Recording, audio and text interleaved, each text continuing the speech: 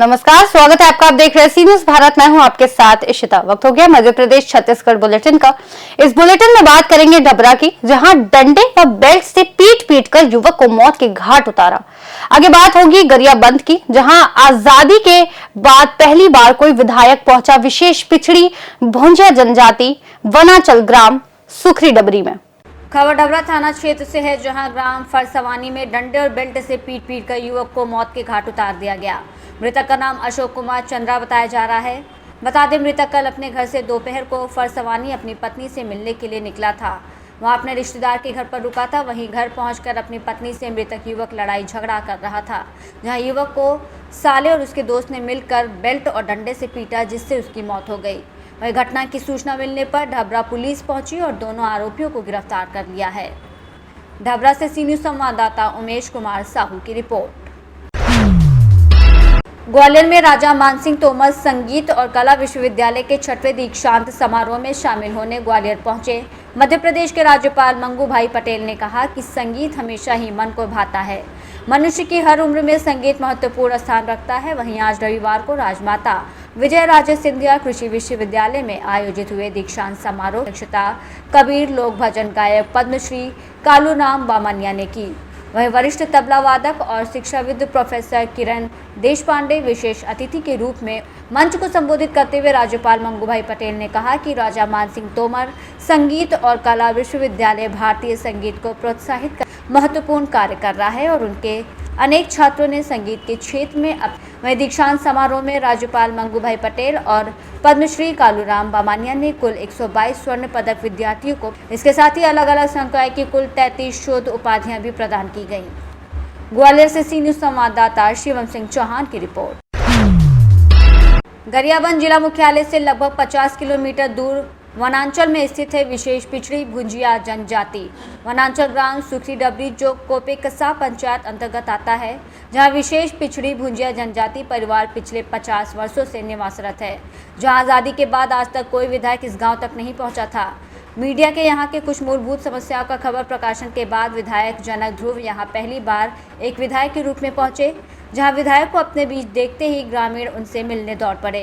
वहीं विधायक को अपने बीच पाकर ग्रामीणों ने कहा कि आज तक कोई विधायक गांव तक नहीं पहुंचा था। हम वोट हर साल देकर विधायक चुनते थे, लेकिन अब तक किसी विधायक ने उनसे मिलने, उनकी समस्याओं को जानने नहीं पहुंचे। लेकिन आप इस क्षेत्र के पहले विधायक हैं जो हमारी सुध लेने हमारे गांव तक मिले। जिसके बाद ग्रामीणों ने गाजे बाजे के साथ उनका आत्मीय स्वागत किया और इसके बाद विधायक जनक ध्रुव ने मंच को संबोधित करते हुए कहा कि पानी की व्यवस्था के लिए 1 सप्ताह में आपके यहाँ नलकूप खनन हो जाएगा। वहीं सार्वजनिक कार्यक्रम के लिए एक रंगमंच की भी घोषणा की है। वहीं साथ ही स्कूल भवन और पक्के सड़क के लिए भी आश्वासन दिया। गरियाबंद ब्लॉक के अंतर्गत कोपेकसा के आश्रित ग्राम पंचायत सुखरी डबरी है।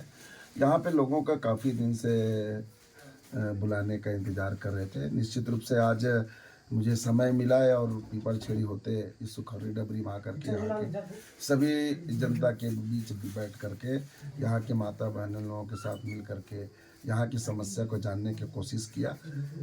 निश्चित रूप से यहाँ पे मूलभूत सुविधा का बहुत ही कमी है। नलकूप की कमी है, यहाँ आने जाने का रास्ता ही नहीं है, यहाँ पे रंगमंच की व्यवस्था भी नहीं है, स्कूल की व्यवस्था नहीं है।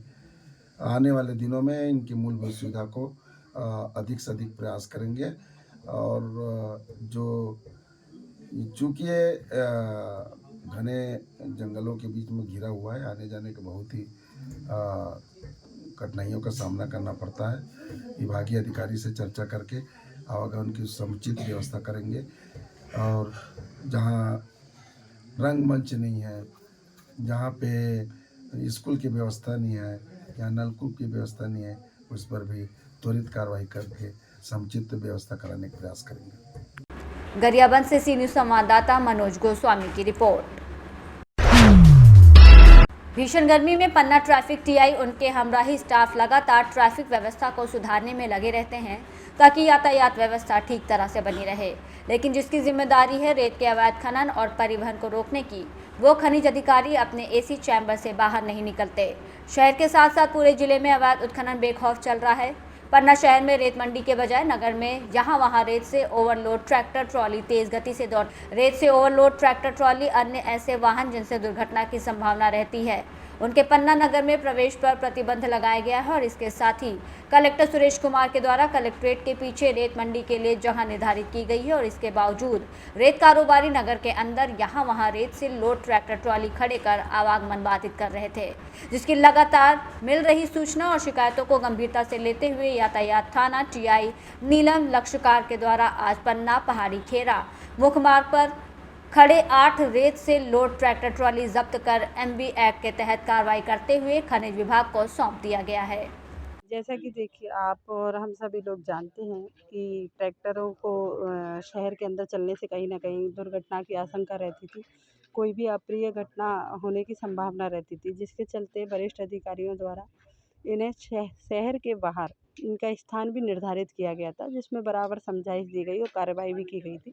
लेकिन उसके बावजूद भी कुछ ट्रैक्टर चालक और संचालकों के द्वारा शहर के अंदर अभी कुछ दिनों तक तो ये नहीं दिखाई दिए गए। कंटिन्यू पुलिस पेट्रोलिंग कर रही है, इनको देखा जा रहा है। तो उसी में देखा गया कि आज ये कुछ जो ट्रैक्टर ट्रॉली थे 8-10 लगे हुए थे गल्ला मंडी के पास, जिनको पकड़ा गया और माइनिंग को खनिज को सुपुर्द किया गया अग्रिम कार्रवाई हेतु, जिससे कि शहर में इस तरह की कोई भी दुर्घटना घटित ना हो। जो कि हमको लगता है कि ट्रैक्टर से कहीं ना कहीं ये खतरनाक तरीके से चलाते हैं, इन पर रोक लगे।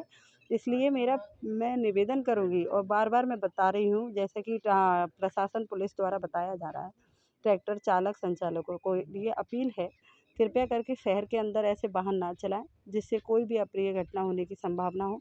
और नियम अनुसार जो स्थान निर्धारित किया गया है, जो कि रेत मंडी के नाम से यहाँ प्रशासन द्वारा बनाया गया है, वहाँ ट्रैक्टरों को खड़ा करें, जिससे कि दुर्घटनाओं में कमी हो और कहीं भी कोई भी आशंका ना रहे। नियमों का उल्लंघन होगा तो ये कार्रवाई कंटिन्यू जारी रहेगी और शहर में प्रतिदिन पेट्रोलिंग रहेगी, और अगर ये पाए जाते हैं तो वो निश्चित तौर पे इसमें कार्रवाई होगी।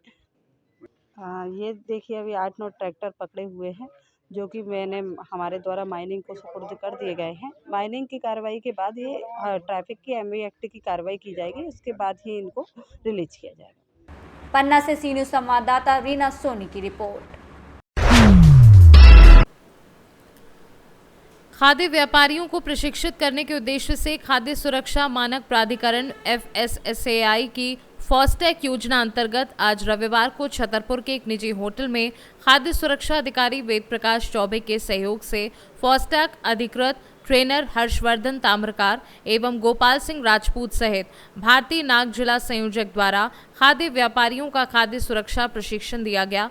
इस प्रशिक्षण में तकरीबन 50 से अधिक व्यापारियों ने हिस्सा लेकर खाद्य सुरक्षा विभाग के सभी कानूनी प्रावधानों की जानकारी प्राप्त की।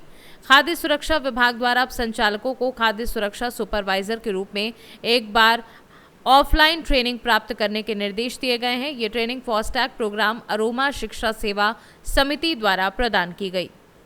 और किस प्रकार की आज ट्रेनिंग यहाँ आयोजित की गई थी? सर, मेरा नाम हर्षवर्धन ताम्रकार है और मैं FSSAI की तरफ से रिटेल एंड डिस्ट्रीब्यूटर का ट्रेनर हूँ। और यहाँ पे जो है खाद्य सुरक्षा सुपरवाइज़र की ट्रेनिंग दी गई है, जो कि खाद्य सुरक्षा एवं मानक अधिनियम 2006 और खाद्य सुरक्षा एवं मानक नियम 2011 के शेड्यूल 4 के नियम के अनुसार हमने यहाँ पे प्रशिक्षण सभी व्यापारियों का करवाया है। सर, कितने व्यापारी उपस्थित हुए और किस प्रकार से आपने जानकारी दी थी इनको? सर, तकरीबन 50 व्यापारी यहाँ पे एकत्रित हुए हैं। एक बैच में हम 50 व्यापारियों को ही बुलाते हैं और उतने व्यापारी यहाँ पे एकत्रित हुए हैं। उनका हमने किस तरीके से रखरखाव करना है, कैसा स्टोरेज उनका होना चाहिए, कैसा परिसर होना चाहिए, क्या मानक और दिशा निर्देश हैं FSSAI के द्वारा और किन चीज़ों को हमको मेंटेन करना है, चाहे वो आपके एक्सपायरी को लेके हो, चाहे वो उनकी लाइसेंसिंग को लेके हो या फिर उसमें किसी भी प्रकार के डॉक्यूमेंटेशन वर्किंग को लेके हो। साथ ही साथ में आपके उनके मेडिकल रिपोर्ट्स, पेस्ट कंट्रोल की सर्विसिंग और ये सारी चीज़ों के बारे में हमने उनको जानकारी दी। छतरपुर से सी न्यूज़ संवाददाता कुलदीप सक्सेना की रिपोर्ट। दमोह जिले के तेंदुखेड़ा में मुख्यमंत्री कन्यादान योजना के तहत सामूहिक विवाह सम्मेलन का आयोजन किया गया। जबीरा विधानसभा के तेंदुखेड़ा कृषि मंडी परिसर में आयोजित इस कार्यक्रम में 1700 जोड़ों ने विवाह बंधन में बंधे। अधिकतर विवाह हिंदू रीति रिवाज से और कुछ जोड़ों का निकाह मुस्लिम परंपरा से संपन्न हुआ। आयोजन में करीब 50,000 लोग शामिल हुए। मुख्यमंत्री कन्यादान योजना के अंतर्गत आयोजित इस सम्मेलन में गायत्री परिवार के पंडितों ने हिंदू जोड़े के विवाह संस्कार संपन्न कराए, जबकि शेष जोड़ों का निकाह शहर काजी द्वारा एक ही मंडप के नीचे कराया गया। इस आयोजन का मुख्य उद्देश्य गरीब और जरूरतमंद परिवारों के लिए विवाह समारोह की प्रक्रिया को सरल और सुलभ बनाना था। इस सामूहिक विवाह सम्मेलन में सभी ने मिलकर एकता और सामूहिक प्रयास की मिसाल पेश की। व्यवस्थाओं में दिखा सहयोग और सेवा भाव। सम्मेलन का शुभारंभ 11 बजे हुआ और 4 बजे तक चला। इस मौके पर राज्य मंत्री धर्मेंद्र सिंह लोधी, दमोह सांसद राहुल सिंह लोधी, भाजपा जिलाध्यक्ष Shyam Shivhare, additional SP Sandeep Mishra, SDM Tendukheda, तहसीलदार, मुख्य कार्यपालन अधिकारी और अन्य विभागीय अधिकारी मौजूद थे। बहुत ही हर्ष का विषय है कि आज तेंदुखेड़ा के इस प्रांगण में 1700 जोड़े अपने नव दाम्पत्य जीवन में प्रवेश करने जा रहे हैं और इसका पूरा श्रेय मैं देना चाहता हूं कि मध्य प्रदेश शासन के यशस्वी मुख्यमंत्री मोहन यादव जी का, और अभूतपूर्व व्यवस्था के साथ इस व्यवस्था को जो बनाने का काम किया है, ऐसे यहाँ के विधायक और मध्य प्रदेश शासन के मंत्री धर्मेंद्र सिंह लोधी जी को। इनने इतने अच्छे तरीके से इस कार्यक्रम को संपन्न कराया। बहुत अच्छी व्यवस्था है, बहुत अच्छा भोजन, बहुत अच्छे भजन, इस जो सामयिक बना है उसका बहुत बहुत धन्यवाद। पुण्य विवाह कार्यक्रम में लोग यहाँ सम्मिलित हुए। यहाँ के सभी जनप्रतिनिधि, खासकर हमारे मंत्री आदरणीय धर्मेंद्र जी को बधाई और साधुवाद। व्यवस्थित रूप से 1700 जोड़ों का यह विवाह संपन्न हो रहा है। सरकार द्वारा अंत्योदय के जो भाव को लेकर सरकार चल रही है, उसको हम यहाँ देख रहे हैं कि वो ज़मीन को कर रहा है।